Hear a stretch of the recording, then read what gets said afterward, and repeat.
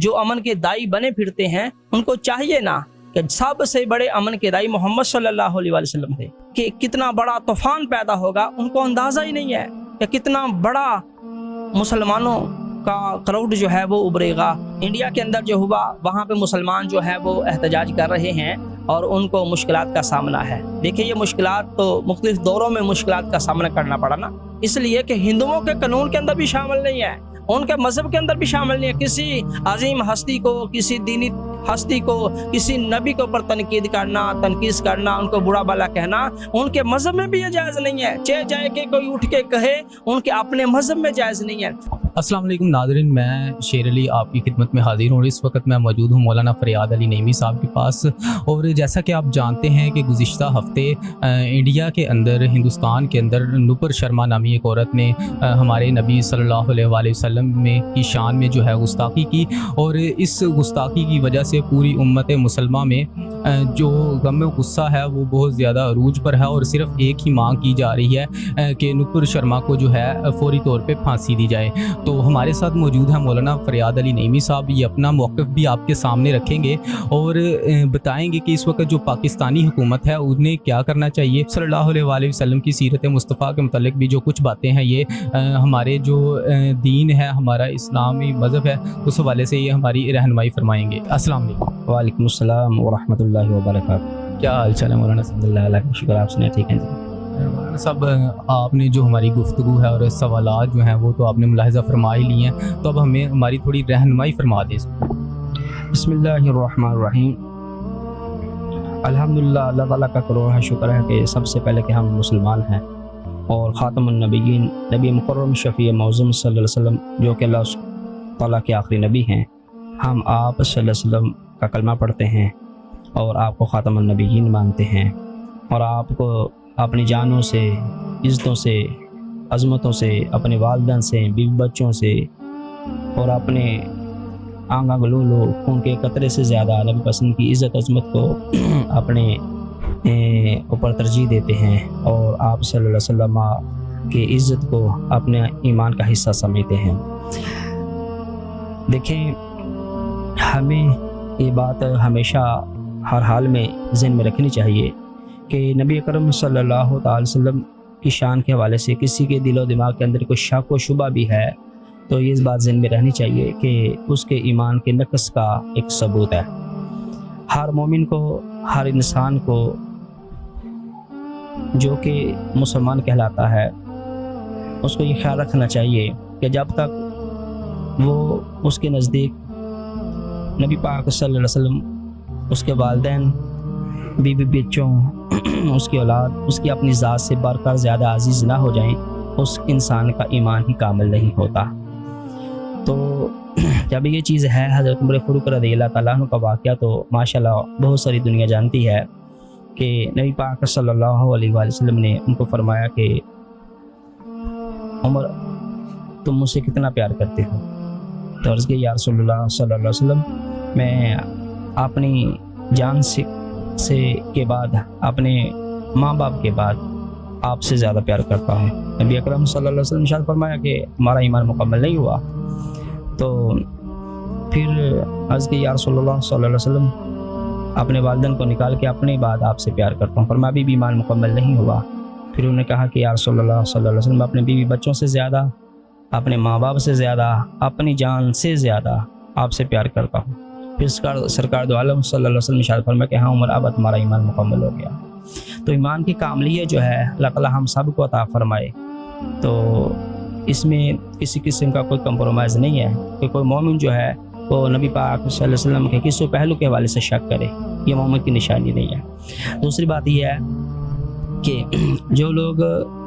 اس طرح کے راستے اور ہتھ کنڈے یوز کرتے ہیں، ان کے حوالے سے ہمارا کیا رد عمل ہونا چاہیے؟ تو دیکھیں کہ نبی اکرم صلی اللہ علیہ وسلم کے زمانے میں دیکھیں، صحابہ کرام کے زمانے میں دیکھیں، ہر دور کے اندر روایت موجود ہیں، ان کی اسناد موجود ہیں، ان کے حوالہ جات موجود ہیں، تاریخ کے اندر یہ چیزیں رقم ہیں الحمدللہ، کہ جس کسی بدبخت نے بھی کسی قسم کی سازش کی ہے تو اس کو خوب جواب ایمان والوں نے خوب دیا ہے۔ ہمارا عقیدہ ہے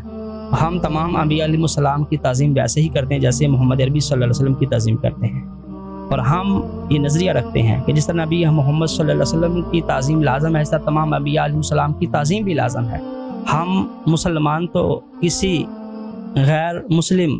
جو کہ جیسے یہودی ہیں وہ موسیٰ علیہ السلام کو مانتے ہیں، نصرانی عیسائی ہیں وہ عیسیٰ علیہ السلام کو مانتے ہیں، تو کبھی کسی مسلمان نے کسی نبی کے بارے میں بات کی کرتا بھی نہیں ہے۔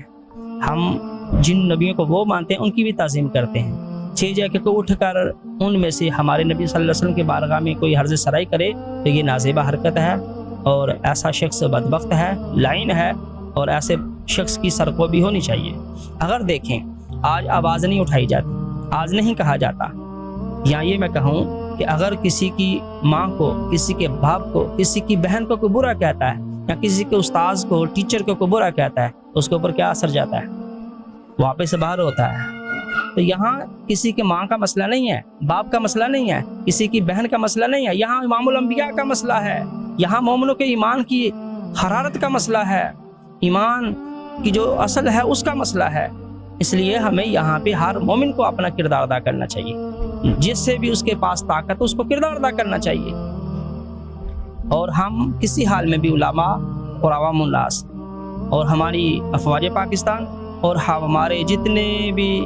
ادارے ہیں، کسی کو بھی اس چیز کی اجازت کبھی نہیں دیتے، نہ دیں گے کہ وہ اس طرح کی زبان درازی کریں۔ ہاں اگر کوئی ایسا کرتا ہے تو دیکھیں پھر ملک کیا ہوگا، ان کا اپنا بھی امن خراب ہوگا،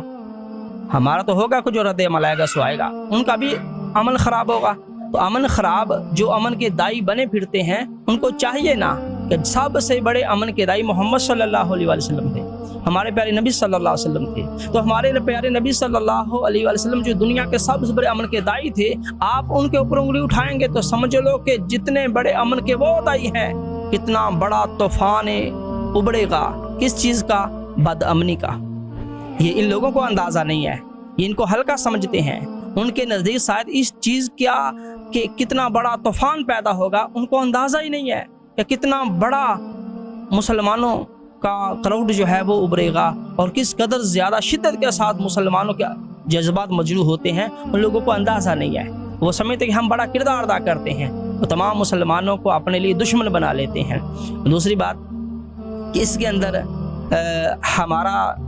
ہم علماء تو ایسا قدم نہیں اٹھا سکتے کہ جس کی وجہ سے ہمارے فوج پاکستان کو مشکلوں کا سامنا کرنا پڑے یا ہمارے اداروں کو پریشانی کا سامنا کرنا پڑے۔ ہم اپنی ریاست کے تقاضوں کے مطابق ہی قدم اٹھاتے ہیں اور پرامن احتجاج کر کے اپنے افواج پاکستان کو، اپنے اداروں کو یہ میسج دیتے ہیں کہ خدا را آپ اس پہ نوٹس لیں، ہم آپ کے ساتھ پیچھے کھڑے ہیں، آپ کے شانہ بشانہ کھڑے ہیں، آپ ہمارے ملک کی سیفٹی ہیں، آپ ہمارے ملک کا دفاع ہیں، ہم آپ کے ساتھ شانہ بشانہ کھڑے ہیں، آپ قدم اٹھائیں ہم آپ کے پیچھے کھڑے ہیں، ساتھ چلیں گے، ان لوگوں کا منہ بند کیجیے۔ دوسری بات یہ ہے کہ ہمارے اداروں کو چاہیے، ہمارے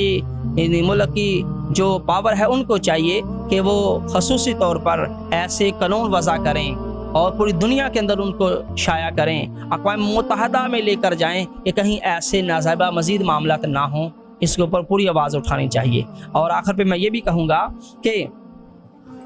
انڈیا کے اندر جو ہوا وہاں پہ مسلمان جو ہیں وہ احتجاج کر رہے ہیں اور ان کو مشکلات کا سامنا ہے۔ دیکھیں یہ مشکلات تو مختلف دوروں میں مشکلات کا سامنا کرنا پڑا نا،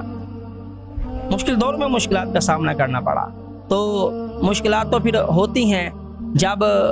آپ حق کی آواز اٹھاتے ہیں، تو ہر حق کی آواز اٹھانے والے کو مشکلات کا سامنا کرنا پڑا ہے۔ آپ کہیں کہ مشکلات نہیں آئیں گی، مشکلات تو آئیں گی، لیکن یہ کہ اس کا مطلب یہ نہیں ہے کہ ہم مشکل سے ڈر کے پیچھے ہٹ جائیں اور جو چاہتا ہے نبی پاک صلی اللہ علیہ وسلم کے بارے میں بولے وہ بولتا رہے، ایسا نہیں ہو سکتا۔ ہاں ہماری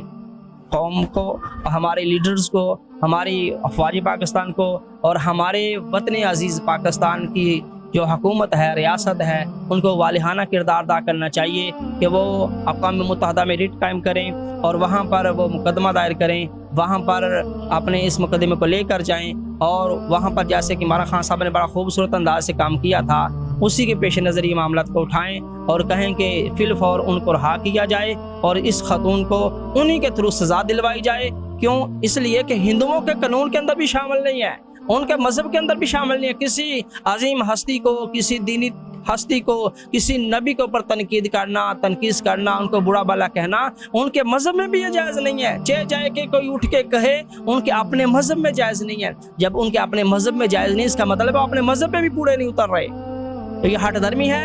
ये बुरा रास्ता है, इस रास्ते को रोकना चाहिए और इसका सदेबाब होना चाहिए। और हम मुतालबा करते हैं उलमा के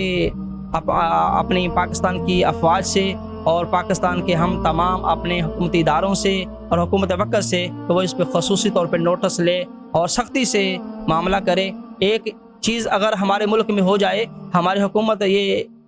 बिल पास कर दे और हमारी हुकूमत ये पाबंदी लगा दे कि इंडिया की मुकम्मल जितनी भी प्रोडक्ट्स हैं वो बाइकाट उनका कर दिया जाए, उनको समझ आ जाएगी कि हमारे साथ हुआ क्या है। इस तरीके से हम उनके ऊपर प्रेशर डाल सकते हैं और अपनी बात को हम मनवा सकते हैं। तो इंशाअल्लाह ताला जब तक हमारे दम में दम है, हम अपना किरदार खूबसूरत अंदाज में अदा करते रहेंगे, ताकि जिससे हमारे वतन की अजमत भी बुलंद हो, हमारे नबी पाक की शान भी बुलंद हो और हम अपने आका करीम सल्लल्लाहु अलैहि वसल्लम की शान के लिए अपना तन मन जान की बाजी लगाने के लिए हर लम्हा तैयार हैं। वो कौन सा लम्हा क्यों ना हो, हम हर लम्हा अल्हम्दुलिल्लाह हाजिर हैं।